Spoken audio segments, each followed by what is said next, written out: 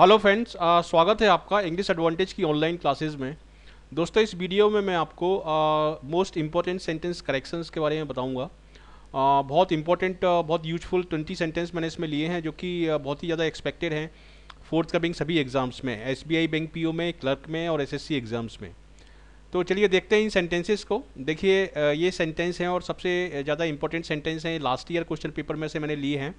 Bank PO में आ चुके हैं ये सारे सेंटेंस। देखिए, the doctor has prescribed 2 spoonful of medicine thrice daily.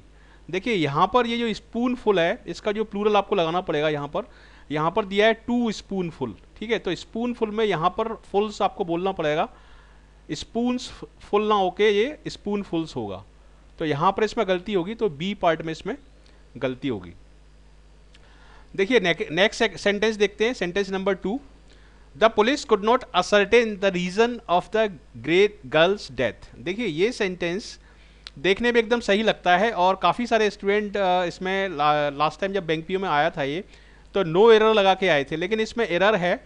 ये नो एरर सेंटेंस नहीं है, बहुत ट्रिकी सेंटेंस है ये। The police could not ascertain the reason of the girl's death. देखिए, इसमें वर्ड रिलेटेड मिस्टेक है, इसमें ग्रामेटिकल मिस्टेक नहीं है, इसमें वर्ड रिलेटेड मिस्टेक है। इसमें रीजन की जगह यहाँ पर आप लगाएंगे cause of the girl's death, क्योंकि कॉज का मतलब होता है किसी चीज़ का एक मेन कारण बताना, जबकि रीजन जस्टिफिकेशन बताता है। रीजन उस चीज़ को एक्सप्लेन करता है कि जो कारण था वो क्यों हुआ, मतलब ऐसा काम क्यों हुआ, उसका जस्टिफिकेशन या उसका एक्सप्लेनेशन बताता है। लेकिन कॉज यहाँ पर सही वर्ड होगा, ठीक है। कॉज यहाँ पर अप्रोप्रिएट वर्ड होगा। The police could not ascertain the cause of the girl's death. Girls death का कारण क्या था वो बताना है, क्योंकि रीजन के थ्रू हम उसको जस्टिफिकेशन देते हैं, एक्सप्लेन करते हैं। इसलिए ये सेंटेंस में जो गलती होगी इसमें रीजन में गलती होगी इसमें। अब देखिए नेक्स्ट सेंटेंस, थर्ड सेंटेंस देखते हैं। The mother rushed to catch the child who was leaning over the wall. देखिए, प्रपोजिशन से रिलेटेड मिस्टेक है इसमें, और प्रपोजिशन और कंजक्शन से रिलेटेड मिस्टेक्स बहुत कॉमनली बैंक एग्जाम्स में आती हैं। The mother rush to catch the child who was leaning. देखिए, लीनिंग के बाद आता है against.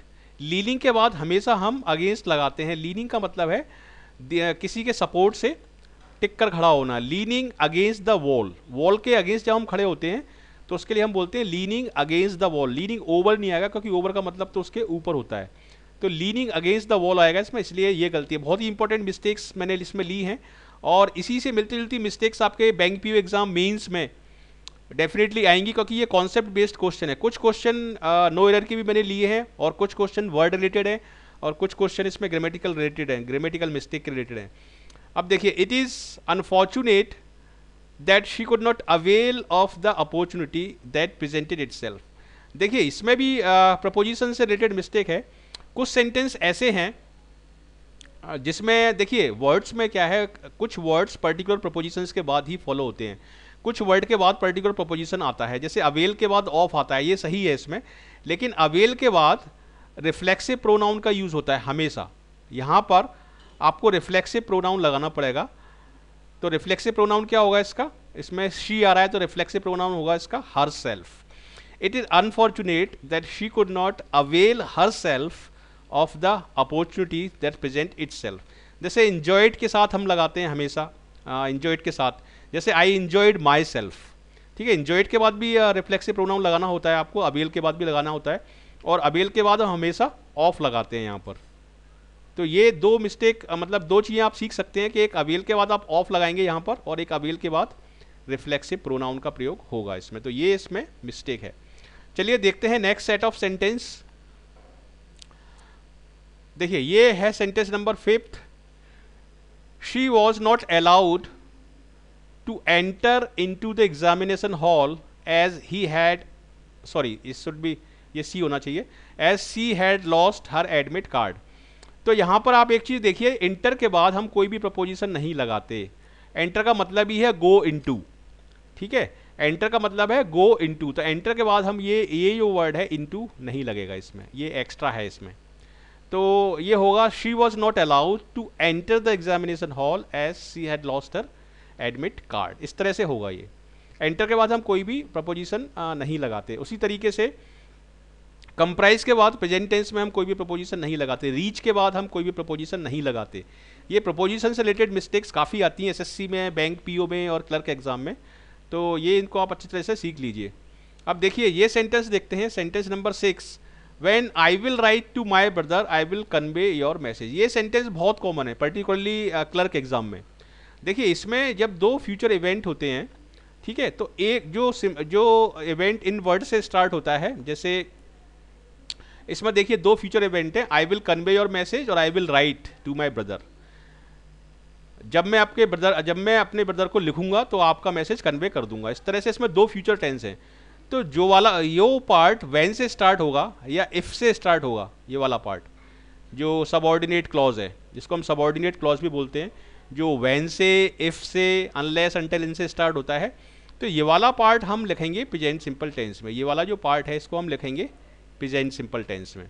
When I write to my brother I will convey your message, या I will convey your message I will write to my brother, when I write to my brother. तो इस तरह से ये सेंटेंस होगा, इसमें व्हेन के बाद वाला पार्ट प्रेजेंट सिंपल टेंस में लिखा जाएगा। तो ये इसमें गलती है, बहुत कॉमन सेंटेंस है ये।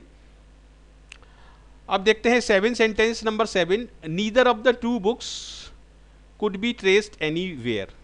देखिए ये सेंटेंस हम दो के लिए बात कर रहे हैं, दो बुक्स हैं, दो व्यक्ति या दो वस्तुओं के लिए जब हम बात करते हैं तो हम नीदर लगाते हैं, और दो से ज़्यादा जब हम बात करते हैं तो नन लगाते हैं।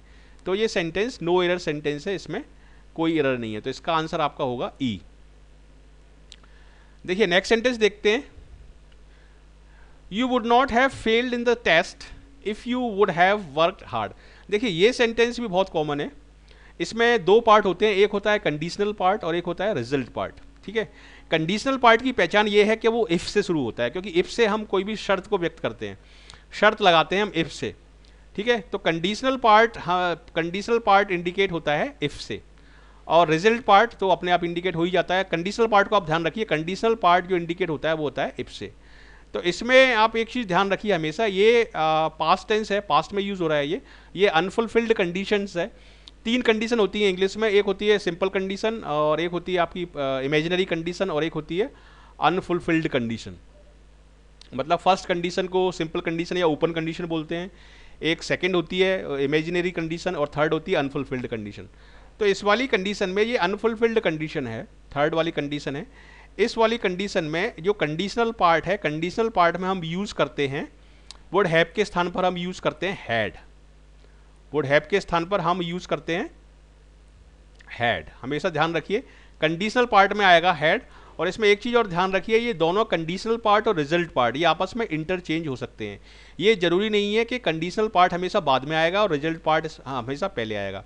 देखिए इसमें रिजल्ट पार्ट पहले रखा है और कंडीशनल पार्ट बाद में रखा है। कंडीशनल पार्ट कौन सा है, ये वाला जो इफ से हो रहा है, तो कंडीशनल पार्ट को इसमें बाद में रखा है, लेकिन ऐसा बिल्कुल भी जरूरी नहीं है। ग्रामर के हिसाब से इस पार्ट को आप पहले रख सकते हैं और इस पार्ट को आप बाद में रख सकते हैं, मतलब दोनों पार्ट्स को आप इंटरचेंज कर सकते हैं, लेकिन जो ग्रामेटिकली स्ट्रक्चर है वो हमेशा सेम रहेगा।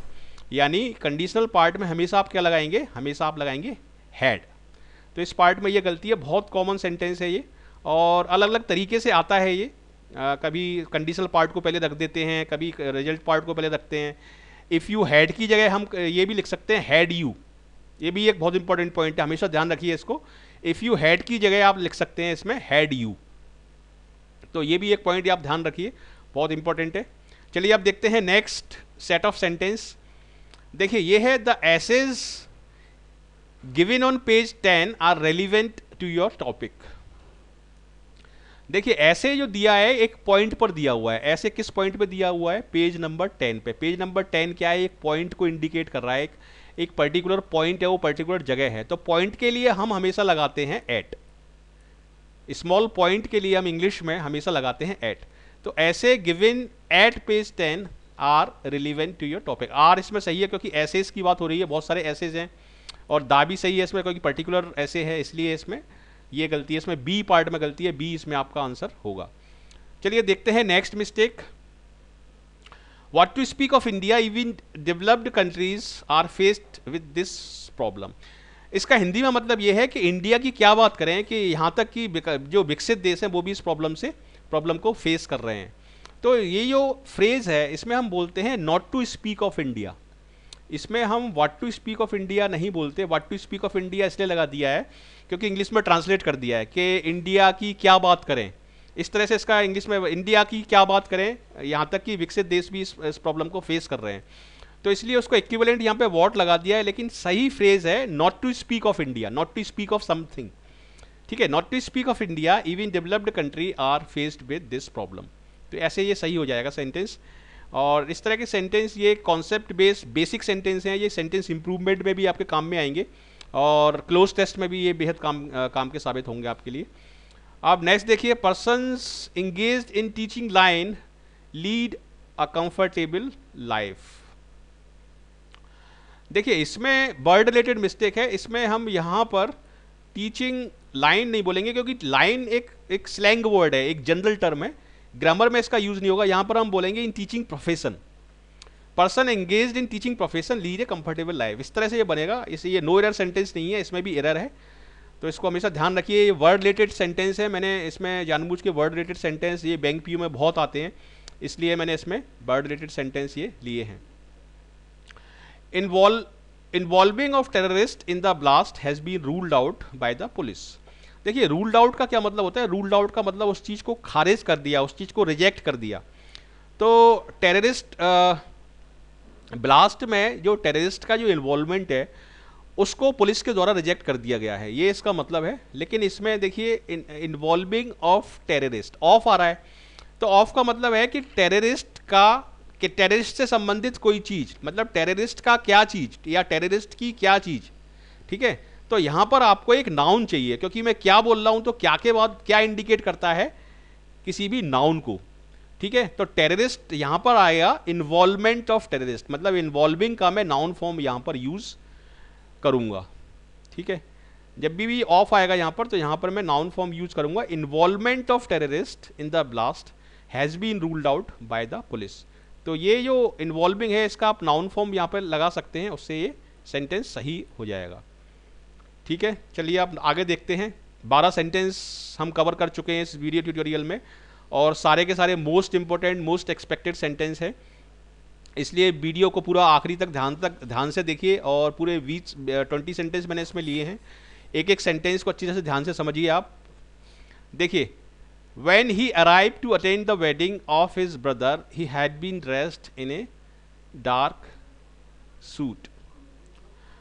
देखिए इसमें हम लगाएंगे, हम स्टेट की बात कर रहे हैं, हम किसी एक्शन की बात नहीं कर रहे हैं कि वो ड्रेस्ड था, जब वो पार्टी में आया तो वो एक पर्टिकुलर स्टाइल में ड्रेस्ड था। यहाँ पर कोई ऐसा नहीं है, हैड बीन हम इसलिए नहीं लगाएंगे यहाँ पर क्योंकि कोई एक्शन नहीं चल रहा है। हैड बीन हम लगाते हैं कि कोई एक्शन कुछ समय से पास्ट में चल रहा था, लेकिन यहाँ पर हम स्टेट को इंडिकेट कर रहे हैं और स्टेट के लिए हम लगाएंगे यहाँ पर was. So when he arrived to attend the wedding of his brother he was dressed in a dark suit, इस तरह से ये सेंटेंस सही हो जाएगा। चलिए नेक्स्ट सेंटेंस देखते हैं। The practical importance of the role of the industrialist in the establishment of the new order is greater than the economist and the politician। The practical importance of the role of the industrialist, ठीक है। देखिए इसमें तुलना हम जो कर रहे हैं, इस चीज़ की तुलना कर रहे हैं, the practical importance of the role of the industrialist. Industrialist का प्रैक्टिकल इंपॉर्टेंस की तुलना हम किससे कर रहे हैं, इकोनॉमिस्ट एंड पॉलिटिशियन से, ठीक है। तो एक तरफ तो हो गया इंडस्ट्रियलिस्ट का रोल और एक तरफ हो गया इकोनॉमिस्ट का रोल, इन दोनों की तुलना करनी पड़ेगी तब वो सेंटेंस सही होगा।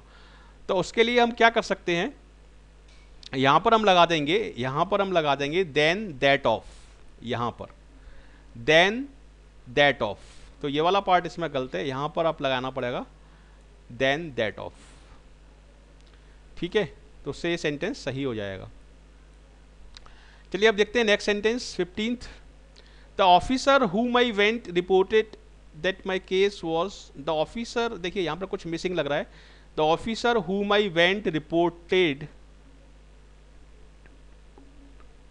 ठीक है। तो इस सेंटेंस में ये whom की गलती है, यहाँ पर whom के बाद हमेशा आप यहाँ पर लगाएंगे to। the officer to whom I went, या बोल सकते हैं आप, या बोल सकते हैं the officer who I went to, ठीक है। who I went to आप बोल सकते हैं या to whom I went, इस तरह से बोल सकते हैं। तो ये वाला पार्ट इसमें आपका गलत है। नेक्स्ट देखिए, there is an endless running of traffic on Delhi Ghaziabad road. देखिए यहाँ पर ये वर्ड रिलेटेड मिस्टेक है, इसमें ये running word totally out of context लग रहा है, रनिंग वर्ड नहीं आएगा, क्योंकि ट्रैफिक के लिए हम रनिंग वर्ड यूज़ नहीं करते। ट्रैफिक के लिए हम यूज़ कर सकते हैं stream. There is an endless stream of traffic on the Delhi Ghaziabad road. ये बैंक पीओ का सेंटेंस है। इस तरह के वर्ड रिलेटेड सेंटेंस बहुत इंपॉर्टेंट है और बैंक पीओ एग्जाम में वर्ड रिलेटेड सेंटेंस ज़्यादा आते हैं। चलिए नेक्स्ट देखते हैं। नेक्स्ट सेंटेंस 20 सेंटेंस इसमें मैंने लिए हैं। आई वुड हैव, देखिए फिर से वही कंडीशनल वाला जो सेंटेंस था, जो पास्ट पार्टिसिपल जो अनफुलफिल्ड कंडीशन का मैंने सेंटेंस अभी बताया था, उसी से रिलेटेड ये सेंटेंस है। I would have waited for you at the station if I knew that you would come. इसमें भी देखिए वही गलती है जो भी मैंने लास्ट स्लाइड में जो मैंने एक्सप्लेन की थी आपको। देखिए ये है आपका इसमें रिजल्ट पार्ट, तो रिजल्ट पार्ट में वुड हैव लगा हुआ है तो वो सही है, और कंडीशनल पार्ट में हैड होना चाहिए, तो कंडीशनल पार्ट इसका गलत है। कंडीशनल पार्ट में इसमें हैड नहीं है, तो इसका होना चाहिए इफ आई हैड नोन। यहां पर आपको लगाना पड़ेगा इसमें हैड, तब ये सेंटेंस सही होगा। हैड, ठीक है। I would have waited for you at the station if I had known that you would come. मैं स्टेशन पर आ गया होता यदि मुझे पता होता कि तुम आ रहे हो। तो इस तरह से कंडीशनल पार्ट में इसमें हैड लगाना पड़ेगा, क्योंकि रिजल्ट पार्ट में वुड हैव लगा हुआ है, और वुड हैव का पेयर जो बनता है वो हैड के साथ बनता है। वुड हैव एंड हैड हम लगाते हैं, ठीक है। चलिए अब देखते हैं next sentence. You can't go that way, I am afraid is the road is in repairs. ये तो बहुत सिंपल है। देखिए रिपेयर्स के साथ हम हमेशा बोलते हैं अंडर रिपेयर। कुछ वर्ड्स के साथ हम अंडर वर्ड यूज़ करते हैं, under repair, under construction, under training, इस तरह के कुछ वर्ड के साथ हम हमेशा अंडर वर्ड यूज़ करते हैं। तो रिपेयर के साथ भी अंडर वर्ड आता है, तो रिपेयर वाला जो पार्ट है इसमें ये गलत है। और आई एम अफ्रेड एक फ्रेज है जिसका मतलब होता है कि मुझे दुख है। आई एम सॉरी का एक लाइट वर्जन है ये। अब देखिए ये वाला part, the old man felled some trees with hardly no effort. ये बहुत इंपॉर्टेंट सेंटेंस है, क्योंकि कुछ स्टूडेंट इसमें इसको गलत मान लेंगे और कुछ स्टूडेंट इसमें, काफ़ी सारे स्टूडेंट ये फेल्ड वर्ड के साथ कंफ्यूज हो जाएंगे, ठीक है। ये सही है, ये फेल्ड, ठीक है। फेल का मतलब होता है गिरना और फेल्ड का मतलब होता है गिराना। तो ये पॉजिटिव वर्ब है जिसमें ईडी हम लगा सकते हैं। वो जो फॉल होती है वो सिंपल वर्ब है, फॉल, फेल एंड फॉलन, ठीक है। उस सेंस में जब हम यूज़ करते हैं तो फेल का मतलब होता है गिरना, और ये यहाँ पर फेल फर्स्ट फॉर्म है, इसमें ईडी लग के जो थर्ड फॉर्म हो गई है, तो फेल्ड का मतलब है यहाँ पर गिराना, ठीक है। द ओल्ड मैन फेल्ड मतलब जो बूढ़ा आदमी था उसने गिराए some trees with hardly no effort, और मुश्किल से उसने कोई भी एफर्ट नहीं लगाया। तो इसमें गलती फिर कहाँ पर है? ये फेल्ड अगर सही है तो फिर गलती कहाँ पर है? गलती देखिए इस पार्ट में है। इसमें देखिए हमेशा ध्यान रखिए कि हार्डली एक नेगेटिव वर्ड है और नो भी एक नेगेटिव वर्ड है। दो नेगेटिव वर्ड हम एक साथ नहीं लगाते, दो नेगेटिव वर्ड नो, नेवर, इस तरह के हम साथ में नहीं लगाते। तो ये सही कैसे होगा? ये सही होगा इस वाला जो सेंटेंस है, नो को आप एनी में आप चेंज कर सकते हैं, तो वही सेंटेंस सही हो जाएगा। The old man felled some tree with hardly any effort at all, ठीक है। तो नो को आप एनी में चेंज कर देंगे, हार्डली वैसा का वैसा ही रहेगा, तो आपका ये सेंटेंस सही हो जाएगा। दो नेगेटिव वर्ड में से एक को पॉजिटिव करना पड़ेगा। चलिए ये देखते हैं। Tell your leader that I grant him the permission of stay in my kingdom. इसमें देखिए परमिशन के बाद ये वर्ड गलत है। इसमें परमिशन के बाद यहाँ पर आप लगाएंगे टू। परमिशन के बाद हमेशा आता है to. Tell your leader that I grant him the permission to stay in my kingdom. Permission के बाद टू आता है, उसी तरीके से इन्वाइट के बाद भी टू आता है। जैसे she invited me to her party या he invited me to his party, तो इन्वाइट के बाद और परमिशन के बाद हम हमेशा टू लगाते हैं। तो इस तरह से ये 20 सेंटेंस हैं और सारे कॉन्सेप्ट बेस्ड बेसिक सेंटेंस है, बहुत ही इंपॉर्टेंट सेंटेंस है आपके फोर्थकमिंग एग्जाम के लिए। जो स्टूडेंट एसएससी सीजीएल की तैयारी कर रहे हैं या बैंक पीओ का मेंस में भी होने वाला है, उनके लिए बहुत इंपॉर्टेंट वीडियो ट्यूटोरियल है। तो यदि ये आपको अच्छा लगा है तो ज़रूर इसको लाइक करिए, शेयर करिए अपने फ्रेंड्स के साथ ताकि उनको भी फ़ायदा हो, और कमेंट करके मुझे बताइए कि क्या लगा इसमें और क्या कमियां रह सकती हैं इसमें, और कंटेंट और बढ़ाना चाहिए, 20 की जगह 30 सेंटेंस 40 सेंटेंस करना चाहिए, किस तरह के सेंटेंस और लेना चाहिए, मुझे आप शेयर करके बताइए, कमेंट करके बताइए, और मैं उसका सॉल्यूशन आपको दूंगा। So thank you very much for watching this video.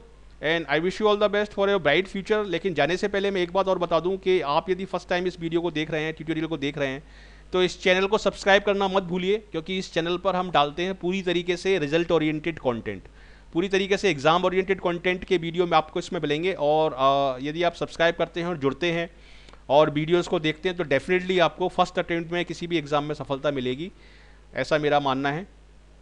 तो इसलिए आप जुड़िए और सब्सक्राइब करिए। आपका बहुत बहुत स्वागत है इस चैनल पर, ठीक है। So thank you very much for watching this video and I wish you all the best for your bright future. Thank you.